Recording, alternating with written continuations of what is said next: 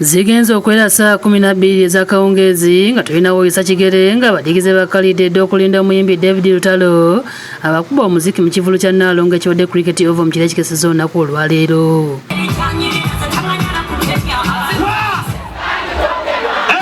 Badigiza abazze okubeerawo nga Lutalo atongoza alubamu eno kwe kubadde n'omuyimbi Misa Kisemakula nga naye abadde atudde mu bantu era ng'alabise ng'omuziki gumuyingidde.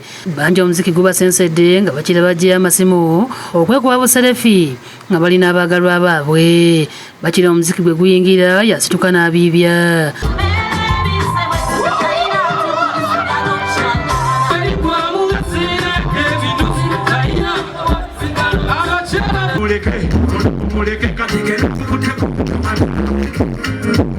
Wasoosewo abayimbi ab'amaanyi ab'enjawulo okubadde Abdul Mulasi ng'ono akyamudde abadigize bw'alinnye ku siteegi n'abazinyi abadde beebonga.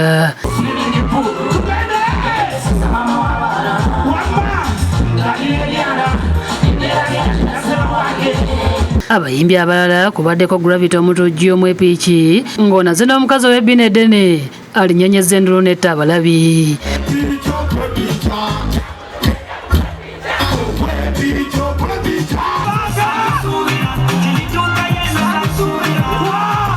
Abaala okubadde Jose Chameleone ne Bebe Cool nabo bayimbye.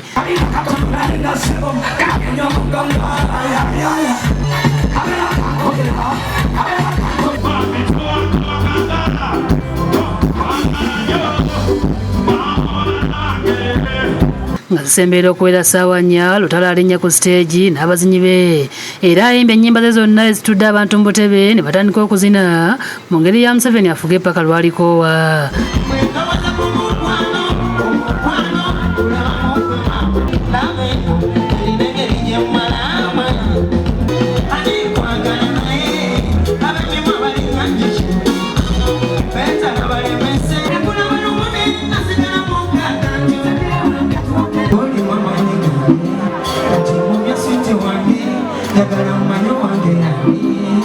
Kyokka Lutalo akyamudde abadigize nga ayimba oluyimba lwa I'm in Love n'omuyimbi Shakira.